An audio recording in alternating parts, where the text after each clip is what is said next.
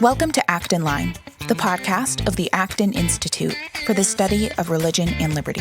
I'm Caroline Roberts, producer and host. On the podcast this week, we bring you a conversation that we first released a few years ago. John Wilsey, who's a professor at Southern Baptist Theological Seminary, joins Acton's Mark Vandermas to talk about the legacy of Alexis de Tocqueville.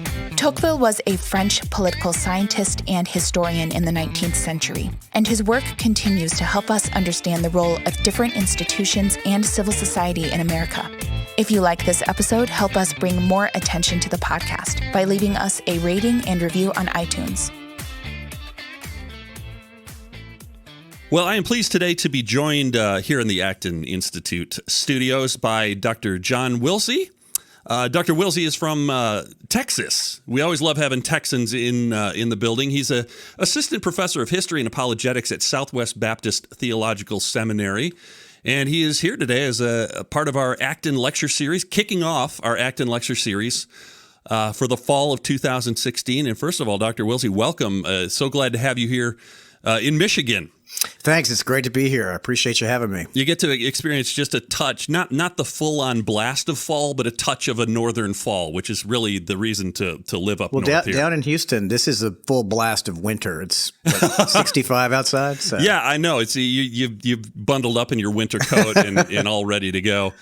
Well, let's talk a little bit about Alexis de Tocqueville, and I want to note right off the bat that you refer to Alexis de Tocqueville. I've always heard it as Alexis. You refer to Alexis de Tocqueville as Alexis, right? Which is the French, right?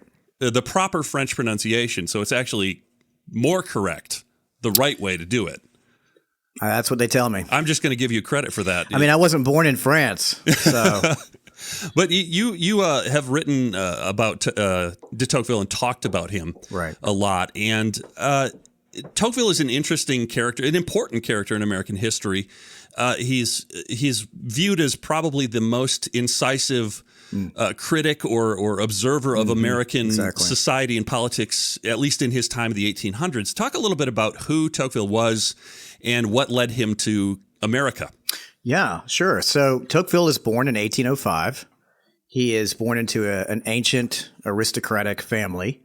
On his father's side, his father's family can trace their roots back to the Battle of Hastings, 1066, and they were all very proud of that. He had a very keen awareness of his aristocratic lineage, and ironically enough, even though he wrote a lot about the fading of hereditary title and hereditary privilege, he was I want to say proud because that makes him sound a little bit detached, a little haughty, because he really wasn't like that, but he had a very strong awareness of his aristocratic heritage and lineage. But he's born in 1805. He's born right around the time of Napoleon's mobilization against the Prussians at Austerlitz. So he's born right at the height of Napoleon's power, and he dies in 1859, just a few years after the overthrow of Louis Philippe and the Revolution of 1848. His family suffered quite a bit in the Reign of Terror, that of course took the lives of tens of thousands of French aristocrats. His great-grandfather on his mother's side went to the guillotine. His aunt, that person's daughter, went to the guillotine. Several other family members went to the guillotine. And his own father and mother were imprisoned and were scheduled for execution. And they were rescued after Robespierre himself was executed. But they would have been sent to the guillotine as well. And had they been sent to the guillotine, and he would never have been born. Yes. That does follow, I think, yeah. So his mother was shattered by that experience, as you can imagine. Never the same after that. But that's always sort of a part of his family memory as well. Part of their family tradition as well as the experience they had in the Revolution and the Reign of Terror. But he's also someone who serves in the Restoration monarchy of the Bourbons, Charles X, who was installed as king after the defeat of Napoleon in 1815. He serves under Charles X until 1830 in the July Revolution of 1830. Louis Philippe comes into the throne. He takes Charles's place and makes everybody swear an oath of loyalty. And of course, he takes the oath, but he's reluctant to do so. His family are they're allies of the Bourbons. They're sympathizers with the Bourbons in the July Revolution. And so he's looking for an opportunity to leave France. And so he takes the opportunity to go study prisons in America to do that. And he takes Gustave de Beaumont, and they are appointed official commissioners by the Ministry of the Interior, and they leave to go to America in April of 1831. So his initial trip to America was actually sort of a government-funded expedition. Right. It's a government-sponsored expedition. The government didn't fund it. Oh. They had to come on their own nickel. They had their own nickel, I'm sure. They did, and they were able to pay for their outstanding debts with the prize money that they won. They produced an award-winning book on the prisons in America, and it came with a cash prize, and they were able to pay their outstanding debts for their travel. So their travel ended up being funded by a prize they won, which is really interesting that they produced this really admired and respected book on the prisons in America. But both of them are not known for that. Oh, yeah, very much so. That work, of course, does not survive until our own day. But Tocqueville wrote Democracy in America, and volumes 1 and 2, 1835 and 1840 is when they come out. And Beaumont writes a book of his own as well. He writes a novel called Marie, or Slavery in the United States, and it's a social critique of racial prejudice in the United States as he observed it, as both of them observed it. Yes. And James Schliefer says, he's a Tocqueville scholar. He wrote the Chicago Companion to Democracy in America. He says that those two books are meant to be read as companion works. Democracy in America and Marie. Marie. But Marie is not translated into English until 1958, whereas Tocqueville's work is translated immediately after it's published. And very popular as well. And very, very popular. So Beaumont's work is not received very well in America because Americans receive Democracy in America as celebratory of American democracy. You know, you always hear people say, well, the whole idea of American exceptionalism, Tocqueville invented that because he's the first person to call America exceptional, which is, there's some truth to that. It's not entirely the whole story, but that's true. He does say that, he says the position of the Americans is therefore quite exceptional. He doesn't mean that America's God's chosen people or anything like that. Being Americans, we can take that and run with it. Yeah, exactly. I mean, you know. Right. Which we do. But yeah, Americans sort of receive Tocqueville's work as celebratory, but Beaumont's is a pretty harsh critique of America. So here in the land of the free, if you are, you know, if you're black or if you have one drop in 32 parts, you're black and you're going to be persecuted. And so Marie is a really dark book. It's not a pleasant read. It's not a fun read. Would I presume that Beaumont and Tocqueville were in sync in that sort of observation? So. Absolutely. And Tocqueville mentions Beaumont's work in his introduction, and he sort of leaves, the social critique to Beaumont, and then Tocqueville takes, the study of American political institutions. Yes. So they sort of cede to one another different realms of writing. That's very interesting. I had not known that before. It's a shame that the other book, Marie, isn't more widely known. It's a little more balance. It seems would be nice. It would be good. There's a edition that's published by Johns Hopkins University Press, which is excellent and very accessible. You can get it on Amazon. But it's what's really sad is that you never see a volume that contains both books side by side. I think that would be a good thing to do. Yeah. You think about the time that Tocqueville and Beaumont were here in America, the 1830s. Sure. He's seeing a country that is not, it's no longer in its infancy, but it's in a very vibrant youth. Yes. And bursting with that energy of youth. You mentioned in your lecture today here at the Acton Lecture Series that he was here in the time of events like the Trail of Tears, Nat Turner's slave revolt, the nullification crisis, and also the Great Awakening. So that's right. Some bad things, some good things, and he got a real inside view of American culture at that time. Yes, he did. What were the distinctives of that Tocqueville saw in American culture? That's a great question. Well, some of the distinctives, we could sit here and talk about that all day, but I'll boil it down to what one decision that they made at the last minute was to go see the frontier.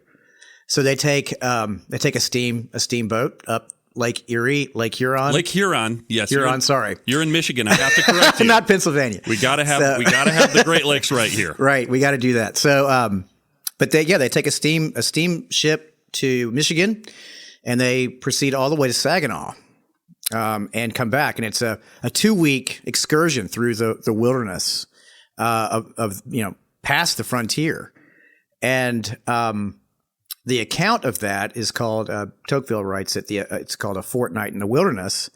And I know that can be found in George Wilson Pearson's book, Tocqueville in America, which you can also, that's written in 1938 originally, but there's an edition, I forget who publishes it, but there's an edition, a modern edition now that you can get off of Amazon, and you can read the entire description of their trip. It's fabulous reading. And that's Michigan. Michigan as a state did not enter the Union until 1837, so it's pre-statehood for Michigan, still That's Northwest right. Territories. That's right. And it was a wild, open land. Yeah. And interestingly enough, Beaumont incorporates the Michigan frontier in his novel Marie. I won't give it away, but both of them, it made a big impression on both of them. Probably, I would say another highlight would be, of course, his travels through New England. Boston makes a huge impression on him. Connecticut makes a huge impression on him. The townships. He writes many, many pages about the townships in New England, their organization, their relationship to state and federal governments. He writes a lot about the voluntary associations. He writes a lot about patriotism. He writes a lot about patriotism in New England. He writes a lot about the influence of religion in New England. Of course, as we remember that Massachusetts has an established church until 1833. Yes. So that's really, really interesting reading. That makes a huge impression on Tocqueville. Probably New England is, probably his favorite part of his whole trip. And then, another part that strikes me is when he is comparing Ohio with Kentucky on either side of the Ohio River as they're traveling from Philadelphia to Cincinnati on a steamship, where he says that on the Kentucky side of the Ohio, that the white masters are indolent, they're lazy, they don't have a high view of work. They are pretty much a degraded race, he says, because they have been so negatively impacted by slavery, by leaving all the work to others who are working, and they're not receiving the fruits of their labor. So both races are degraded. That's an amazing observation, and to view an entire class of people as less than yourself, as not having the image of God, not bearing the image of God in a way that would require them to be treated with dignity. It's not only degrading to them; it's degrading to the one who doesn't. Right. And I want to be careful with that term I just used, degrading, because degradation is a 18th, 19th century expression to describe, from sort of a paternalistic way, a white paternalistic way, to describe the condition of African Americans and Native Americans. Yes. So when I say degraded, what I mean by that is that Tocqueville talked about the manners or the mores, the character of the Americans. And it's the mores that inform their sense of liberty and their desire to pursue and preserve liberty. And so the mores or the manners are so negatively impacted by slavery as to you're really looking at a whole different country right across the river. And then you go over to Ohio, and he says that all his activity, all his bustling, all his movement Everyone is engaged in the flourishing of the communities. It is night and day. It's like it's two different worlds on either side of the Ohio River. And so he writes about that in chapter 18 of volume 1, which is the last chapter. And it's the longest chapter of volume 1, volume 2 for that matter. And the longest chapter he writes is entitled "The Three Races in North America." Did Tocqueville and I suppose we'd have to throw Beaumont in here too. Did they anticipate the Civil War, the conflict that would come very close out on the heels of his death? That's a great question. Because when you read, that's a wonderful question. When you read, especially that chapter, it's very striking because, of course, we know what happens, right? We know the story. We have the benefit of hindsight. Yeah, we've read the back of the book. Yep. So, but of course, they don't know. They have no idea. And Tocqueville confesses ignorance in terms of what's going to happen with the institution of slavery. He can't really see a long future for slavery. He thinks that slavery at some point will be abolished, but how? It could be abolished legally. It could be abolished by race war. He thinks that slavery is the one thing that could destroy the Union completely. And he says that. He thinks it's the only thing that could destroy the Union. He was probably right. Well, he was right. I mean, slavery does destroy the Union. And but it's interesting because he sort of has an answer for every conceivable question because he thinks very, very deeply about the issues. But when it comes to race, when it comes to slavery, he doesn't see how these, deep issues of racial prejudice will ever be resolved. He doesn't have a clue. He confesses ignorance. He thinks when he thinks about the Native Americans, it's interesting. Sadly, he thinks that they're going to all die off, that they're going to be extinguished as a race. And with what he was seeing at the time, that probably wasn't an opinion that was far out there. Not really, because he writes about his experience in New York with the Iroquois, and he talks about how this once proud tribe that dominated this entire region are now reduced to being vagabonds, and he was heartbroken by that. He was also heartbroken by the Trail of Tears. He talked to Sam Houston before Sam Houston became, the governor of Texas, because Sam Houston was a good friend of the Indians, the Chickasaws, Choctaws, and so he got a lot of valuable information for his book from Sam Houston. He had a great deal of compassion for the plight of the Native Americans as they were being moved from their homelands to Oklahoma. So yeah, he has a lot to say about race, and it's amazing because here he is, a foreigner, a visitor, and he has more insight into race prejudice than most Americans do, if any, that I can think of. It's probably the benefit of being an outsider. An outside view just gives you that opportunity to look. But it's amazing how these issues still plague America, and it's tragic. It's tragic. It is the original sin of America, slavery. And I know we're not talking about Beaumont necessarily, but Beaumont in his book, Marie, his entire book is about race prejudice. And, he was so struck by it that's what he wanted to devote an entire book-length treatment on. So it really is. It's really one of those things that Americans should read, Democracy in America, but they should read Marie in companion with Tocqueville's work. A lot of modern Americans. Let's shift gears to the 21st century here. Sure. A lot of modern Americans who know of Tocqueville and know of the things that he talked about, the mediating institutions, the vibrant civil society, the things that made America strong in the 1830s when he observed it.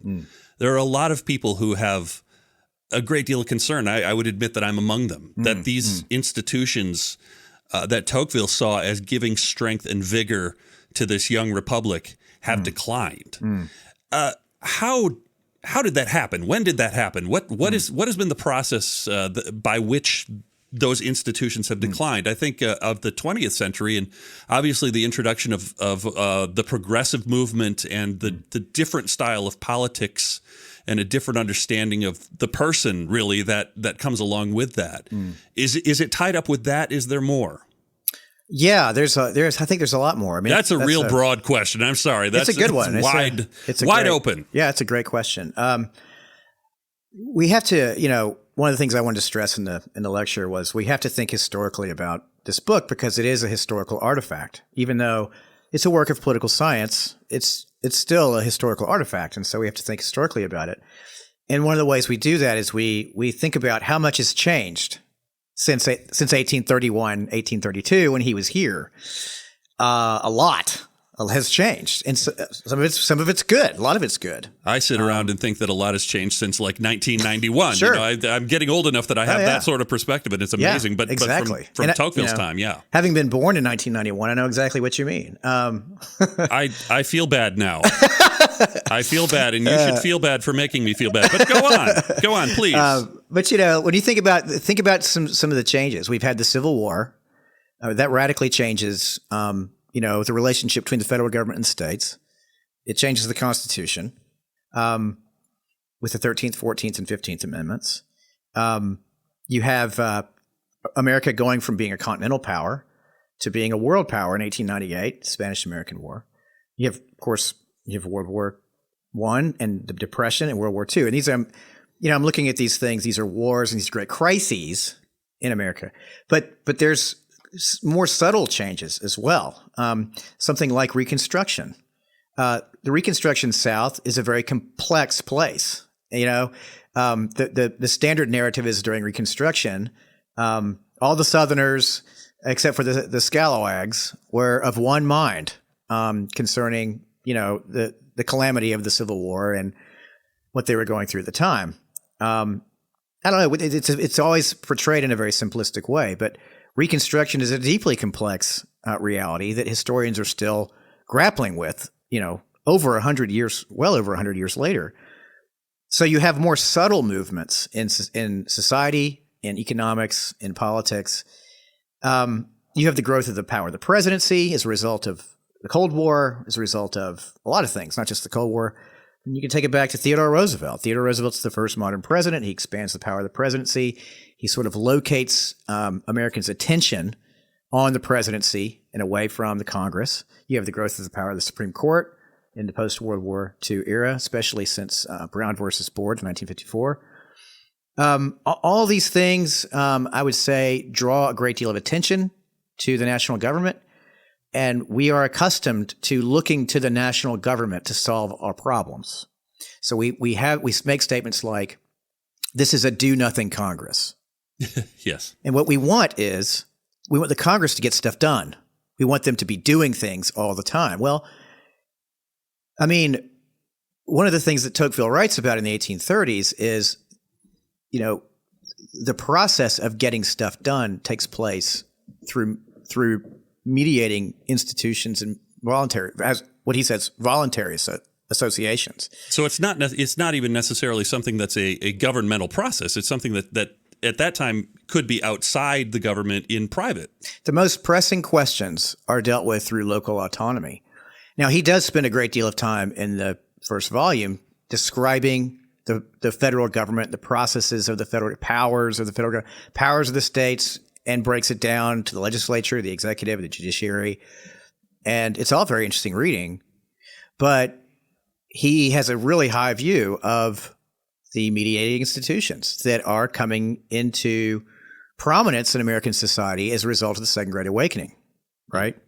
And so he looks straight to the manners of the Americans and locates the source of the manners in religion. And, he's, from what we know of the Second Great Awakening and its influence in American society, he's spot on. So, I mean, and that's another thing. I mean, the place of religion in the public square today is definitely not where it was in the 1830s.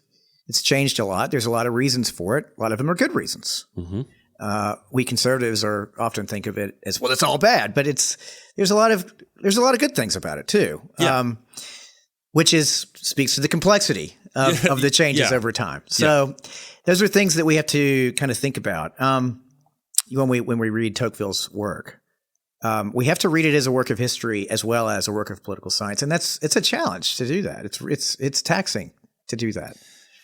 I want to give you a chance to talk about the books that you've written here too, because you've got a couple of very interesting books. I've got the physical copy here, and I have my Kindle edition of your other book. Nice. American Exceptionalism and Civil Religion. Yeah. Reassessing the history of an idea, and then I'm not sure which one came first. One Nation Under God: An Evangelical Critique of Christian America. I think that one was first. Yeah, that one was first. It came out in 2011. It's a treatment of Christian nationalism, Christian America thesis. I look at literature from 1977 to 2007, starting with Peter Marshall and David Manuel's book, The Light and the Glory. So I look at David Barton and John Eidsmoe and Mark Belials and Jerry Falwell and a whole bunch of people. That's a big party right there. Yeah, it's a big party.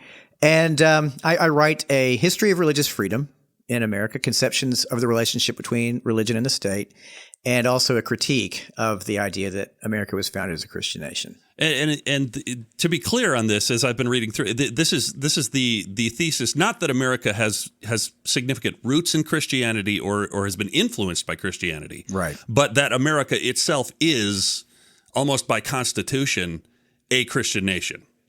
That's I mean, what I'm saying in the book is, I'll say what I'm not saying in the book. I'm not saying in the book that America has no Christian heritage, that America is a purely godless state or something like that. That's not correct. Christianity has, an enormous influence, particularly the theology of the Puritans. Yes. has an enormous bearing on the founding of America. Certainly, Christianity is the dominant worldview in the 18th century. It's assumed by most people. So that, Christianity has an enormous influence. I devoted a whole chapter to Christianity's influence on the idea of freedom in America. But what I want to say in the book is that America was not founded as a Christian nation. It was founded as a nation with religious liberty. Yes. And I mean, my critique tries to cover historical, philosophical, and theological bases. So after I've looked at a sort of a survey, did my best to be objective of the Christian America literature. I try to identify historical, philosophical, and theological themes that appear in them, and then I return later on and say, well, here's my historical, philosophical, and theological critique of the idea. So it was a fun study. I did that as part of my PhD work, and it was a fun book to write. And the next book, the American Exceptionalism book, that came out in 2015. Yeah, I was going to say American Exceptionalism. You could write a whole other book on that. American Exceptionalism is one of those concepts that I think there's a valid way of understanding it, but it's so often misunderstood. Yeah. And taken the wrong way. And sometimes people believe the wrong thing and become sort of the ugly American. Talk just briefly about just briefly, yeah. So American Exceptionalism came out of my study of Christian America. I wanted to write more about American exceptionalism in the Christian America book, but I thought I'll just write another book about exceptionalism later on. So the exceptionalism book looks at how we define the term. The term can mean anything to anybody. Yeah, well, definitions are very important when you're talking about this particular topic. I know. Yeah, so like Hillary Clinton gave a speech on exceptionalism just a few weeks ago, and she has a very distinctive definition. And she developed that in her speech of what American exceptionalism is. But not everybody agrees. I mean, we can't just use that word and expect that everybody knows what we're talking about. Dick Cheney has another view. He and his daughter wrote a whole book on it too. So they have their nuances. The shocking discordance between Hillary Clinton and Dick Cheney on American. I just had to throw that in. Well, actually, there are a lot of similarities actually, but we won't get into it. But so what I do in the book is I try to write a history of the idea of exceptionalism, going back to the 17th century, and also identify some prominent theological themes as they appeared in American history since the 17th century. Things like America being God's chosen nation. Things like America having a special divine commission to do something in the world, and that changes, given the historical context, that the understanding of what that divine commission is different at different periods of history. The idea that we occupy a sacred land, that this is a new Canaan, and that we can dispose of the land however we want. Also, the idea that America has a glorious past that we need to recover. So I try to treat that. And so, yeah, I mean, it was one other one. I'm sorry, I forgot one of the other ones. It was America as an innocent nation, that by virtue of the fact that America does it, it's morally right. Oh, my. And so, so I traced those theological themes through American history.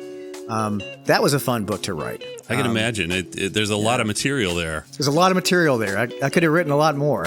I have been speaking. I should let people know who I've been speaking with. It's been a long time since I did that. Dr. John Wilsey's with me on Radio Free Acton here.